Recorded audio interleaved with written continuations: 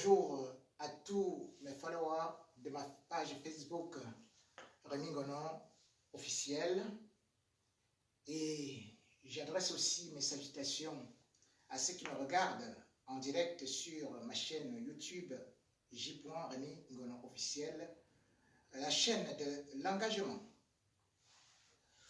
Aujourd'hui, comme c'est devenu une tradition, un rituel, nous faisons toujours l'entrée en matière, la mise en bouche de ce qui sera servi au grand lève de samedi.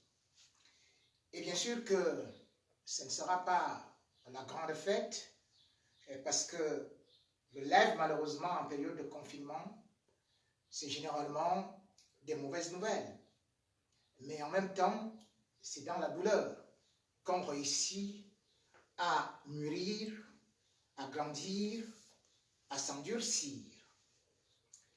Et bien sûr, dans la tranche de mauvaises nouvelles aujourd'hui, ce sont les annonces de l'OMS, l'Organisation mondiale de la santé, qui sont alarmantes par rapport à la situation du Covid en Afrique. Bien sûr que pour l'instant, le continent africain peut danser, comme aussi l'Océanie, d'être les rares continents à être moins touchés pour le Covid-19.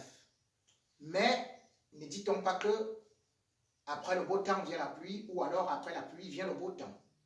Peut-être qu'aujourd'hui, beaucoup dansent en Afrique, se disant qu'ils sont déjà épargnés, se disant qu'ils ont été sauvés du déluge par rapport à la situation qui se passe aux États-Unis, par rapport à l'hécatombe aussi dans beaucoup de pays européens qui sont pourtant bien dotés d'infrastructures hospitalières, ou encore par rapport à ce qui s'est passé en Chine, où on n'a pas eu les chiffres exacts. Mais en Afrique, comme on le sait toujours, le plat de résistance des malheurs, c'est là-bas où ça se termine. Et quand on voit déjà les prévisions de Melinda Gates, on savait déjà que ça risquerait d'être très très difficile, parce que dans ces prophéties, certes apocalyptiques, beaucoup ont cru que peut-être c'était juste du délire. Mais de plus en plus, on se rend compte qu'on s'approche, parce que le nombre de contaminations, le nombre de malades, le nombre de morts augmente. Alors que par exemple en Europe, c'est en train de diminuer. Lorsqu'on regarde les dernières prévisions de l'OMS, eh bien c'est comme si on allait dire aux Africains, préparez vos cercueils, commencez à creuser vous-même les tombes. Selon l'OMS, il y aura minimum entre 90 000 et 190 000 morts en Afrique. Ça, c'est sous-estimé. Et l'OMS, l'Organisation mondiale de la santé, prévoit également 44 millions de personnes qui seront contaminées par le Covid-19. Vous allez dire, certes que, est-ce que l'OMS a un microscope? Est-ce que l'OMS, c'est une organisation prophétique?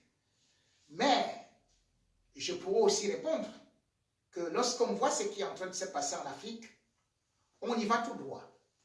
D'abord, au moment où on est en train de monter en flèche, on constate que beaucoup de pays africains veulent absolument donner raison non seulement à l'OMS, à Bill Gates, et bien sûr aussi à d'autres organisations qui, à travers des vaccins, à travers des maladies des Africains, peuvent se gaver. Lorsqu'on voit les mesures de déconfinement, sans pour autant vaincre l'épidémie, ou tout au moins faire que l'épidémie se réduise, on se dit, alors là, l'Afrique est en train d'aller au gouffre. Et au gouffre, avec bien sûr des complices qui sont derrière. Parce que les chefs d'État africains savent ce qui se passe. Les ministres africains savent ce qui se passe. Vous qui êtes là, qui êtes contents du déconfinement, vous êtes donc des cobayes. La preuve, c'est que à l'instant où je vous parle, il y a un contrat, un mariage bizarroïde qui vient d'être signé entre deux grosses boîtes pharmaceutiques, à savoir Sanofi Pasteur, qui est déjà un grand groupe de laboratoires français, et GSK, qui est un grand groupe de laboratoires britanniques. Dans leurs accords, ils ont décidé, depuis le 6 mai seulement, sans faire beaucoup de bruit, qu'ils allaient donc produire des vaccins. Et ces vaccins seront testés à des milliers de personnes. Vous pouvez bien dire, ça va rester en Europe, ça va rester en Amérique, parce que c'est là-bas où l'épidémie bat son plein. Sauf que le sous-directeur des vaccins, chargé bien évidemment des GSK et des contacts en Afrique, a révélé dans une interview qui est passée comme ça sous silence qu'ils étaient en train de signer des accords avec certains pays africains, donc des pré-contrats pour la livraison de ces vaccins. Donc, avant même que le vaccin ne voie le jour, les dirigeants africains sont déjà partis signer des pré-contrats de commande de ces vaccins.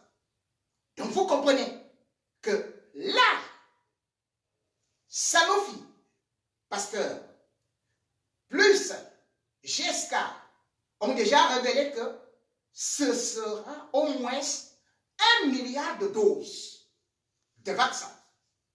Et bien sûr, vous le savez, on va prendre des dispositions ici en Europe, et comme l'Afrique est un dépotoir, ça se transformera en mouroir. Vous vous rendez compte, lorsque on sait que par exemple, GSK vient d'être condamné en France, où par exemple on a vu le vaccin qui a été fait par rapport à l'hépatite, qui donnait des plaques et qui donnait des maladies, et où une Française a été la première à se plaindre, puis 1300 personnes. Et GSK a été obligé de dédommager à l'époque à 400 000 € la victime. Il n'y avait pas eu de mort. GSK a été condamné en 2017 aux États-Unis. Rien qu'une seule personne, GSK devait payer 3 millions de dollars. Et c'est ce GSK qui vient donc vous donner les vaccins en Afrique. C'est ce GSK qui vient de signer avec Sanofi pour venir vous donner des vaccins. Voilà donc ce qui se prépare. C'est pour ça qu'il y a déconfinement. Pour qu'il y ait un maximum de personnes contaminées, et ils vont arriver comme de bons samaritains, avec bien évidemment Bill Gates qui finance derrière des trucs comme, bien sûr, sa fondation qui finance les firmes qui produisent des vaccins, et dont je vais vous en parler demain. C'est Bill Gates, je vous le disais lors de mon dernier Facebook Live, a été condamné au Pakistan, et a été condamné en Inde. Oui, en Inde, où il y a eu au moins 15 000 morts de nourrissons suite à ces vaccins. Au Pakistan, où il y a eu 10 000 morts. Et aujourd'hui, est-ce que vous savez que pendant que vous êtes là, il y a un vaccin qui est distribué en Afrique et dont les dirigeants ne vous parlent pas.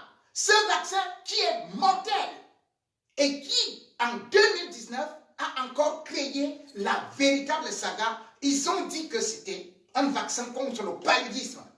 Non, je vais vous prouver que ce vaccin est un poison et que c'est un crime contre l'humanité qui est en train de se passer en Afrique parce que là-bas, vous êtes des cobayes.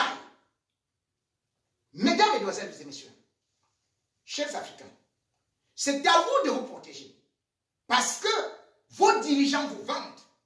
Ils perçoivent de l'argent.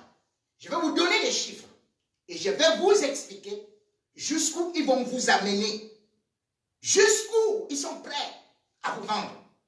Donc rendez-vous demain par rapport à ce gros dossier qui concerne le Covid-19 qui, bien sûr, va faire des victimes en Afrique.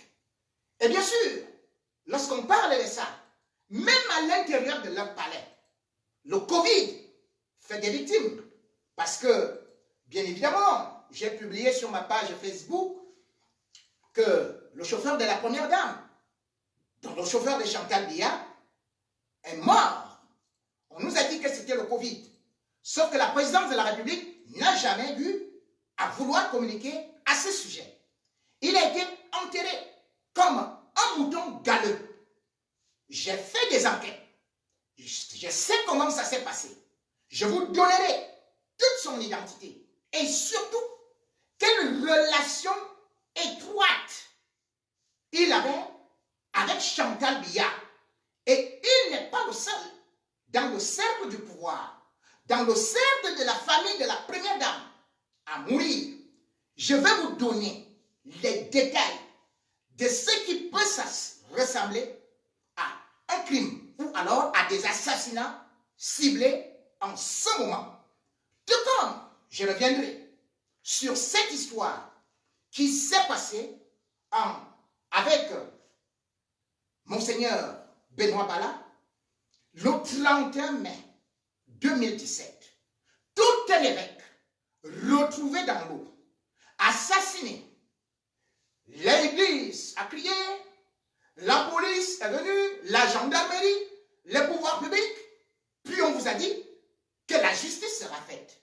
On vous a dit qu'on a eu à engager une commission d'enquête pour rendre les résultats par rapport à l'assassinat de ce prélat qui en savait trop. Mais savez-vous que derrière cet assassinat, il y a les membres du gouvernement qui sont là, qui n'ont jamais été cités, qui ont même été promus par décret présidentiel, par Paul Biya. Je vous donnerai leur nom. Un est déjà mort. Oui, vous tous vous le connaissez. Mais il n'était pas seul parmi les buveurs de sang. Oui, c'est de ça qu'il s'agit. On a bel et bien bu le sang de Monseigneur Benoît Bala. Et le Vatican, pourquoi s'il n'en parle pas? Parce que jusque là-bas aussi, l'Église est bien dans le complot. Et dans ce complot, je vous donnerai un nom, vous disant, celui que vous n'avez jamais soupçonné, que vous n'avez jamais imaginé, qui se retrouve dans ce gang de malfaiteurs, de buveurs de sang, qui sont dans la vampirocratie, qui sont des démons, mais en soutane. Je vous en parlerai par rapport à cela parce que, à moult reprises, les prêtres ont été assassinés au Cameroun depuis des temps lointains. Mais jamais une enquête n'a abouti. Jamais le Vatican ne s'est levé. Qu'est-ce qui se passe? Parce que le Cameroun, le palais d'étudie, c'est un véritable enfer. Le cercle de Lucifer, c'est là où ça règne. Et nous allons faire cette séance d'exorcisme. Même si, de par leur mauvais esprit, ils pourraient croire qu'ils vont toujours m'attaquer. Mais moi, je suis blindé par la muraille du Saint-Esprit. Et c'est pour cela aussi que je vais vous dire pourquoi est-ce que, jusqu'à présent, des remèdes qui sont trouvés, par exemple, comme Monseigneur Cléda, ne sont pas validés. Et pourquoi? Derrière tout ça, vous comprenez que le monde dans lequel nous sommes, le monde dans lequel nous sommes dirigés par les puissances des ténèbres, il faudrait que ce monde soit dénoncé. Je vous donnerai donc rendez-vous, bien sûr, samedi, tout en vous rappelant également que, malgré tout, il y a quelques petites lueurs d'espoir, comme au Gabon, comme à Madagascar, qui, après avoir découvert Madagascar, après avoir découvert le Covid-19, Et il y a le Gabon qui nous apporte aussi une bonne lumière avec un médicament qui, semble-t-il, est aussi efficace pour le Covid-19. L'Afrique peut-elle sauver le monde? L'Afrique peut-elle faire confiance aux siens? Oui, l'Afrique a des potentialités. L'Afrique a des capacités. Mais les dirigeants nous font défaut. Parce que, généralement, c'est des vendus. Ou alors, c'est des morts vivants. Oui, comme ce mort qui dirige le Cameroun, Paul Biya. Où est donc passé Paul Biya? Où est-il? Voilà un pays au cœur de l'Afrique centrale où on ne sait pas où se trouve le président. Et c'est qui nous disait qu'il était le président légitime. C'est eux qui courent aujourd'hui pour aller tendre la perche, le micro à Maurice Kamto, oubliant le béaba des règles du journalisme, à savoir que lorsqu'on veut interviewer un personnage politique, non seulement on contacte sa cellule de presse, mais aussi il y a même un protocole d'interview. On ne piège pas un homme politique et on le met à l'antenne. Mais heureusement, avec magistrat, avec intelligentsia, Maurice Kamto a réussi encore à sortir de ce piège à con à souris en démontrant encore, avec humilité, simplicité, convivialité, haute personnalité, respectabilité, comment est-ce qu'un dirigeant devrait être auprès de son peuple quand les moments sont difficiles, capable de donner des explications, capable d'être interpellé par n'importe qui, même ses pires ennemis, embrassant une république. Parce qu'une république ne se réduit pas à 2 tribus. Le Cameroun, c'est 250 ethnies. Et non seulement un duo, un combat entre les Bétis et les Bani. Maurice Kamto a encore réussi à nous prouver qu'il pouvait être cet arbre qui réunit beaucoup d'oiseaux au niveau de son feuillage, où tout le monde peut profiter des fruits récoltés. C'est ce qu'on appelle un dirigeant. Et il a montré qu'à travers 250 ethnies, c'est ce qui formait une nation et non 2 tribus qui se battent. Que ce soit une gifle infligée à ceux qui avaient des pulsions fascistoïdes et ethno-tribalistes, ceux qui étaient bien évidemment des journalistes vermoulus à la critique destructive, à la haine, qu'ils comprennent aujourd'hui que nous pouvons vivre ensemble si jamais nous faisons table rase du passé, sachant que Paul Biya, qu'il soit de notre tribu, qu'il soit de notre clan, a échoué. Il nous a abandonnés. Nous voici orphelins devant le monde entier, où nous sommes le seul pays au monde ne voyant pas son dirigeant, son peuple.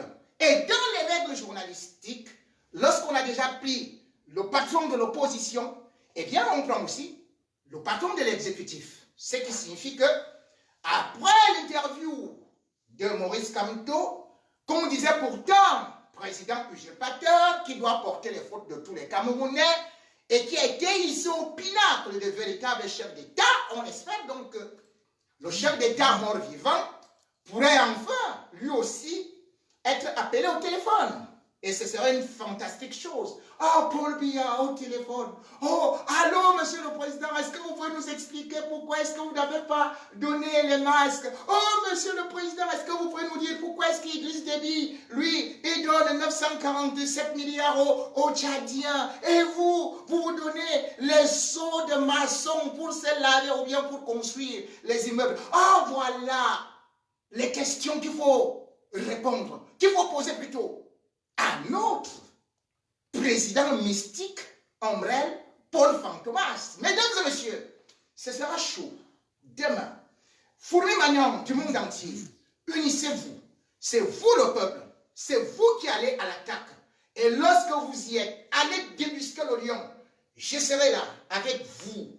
Demain, à 18 h, heure de Paris, heure de France, pour le Facebook Live. En Afrique centrale, il sera 17 h. Mes amis de l'Afrique de l'Ouest, je ne vous oublie pas, ce sera 16 h chez vous, parce que je suis panafricain et parce que je parle au nom de l'Afrique avec votre onction, l'onction des Fourmi Magnan, l'onction des peuples. Mesdames et messieurs, la vérité crûment toutes portes ouvertes. Demain, ne manquez pas sur ma page Facebook et sur ma chaîne YouTube.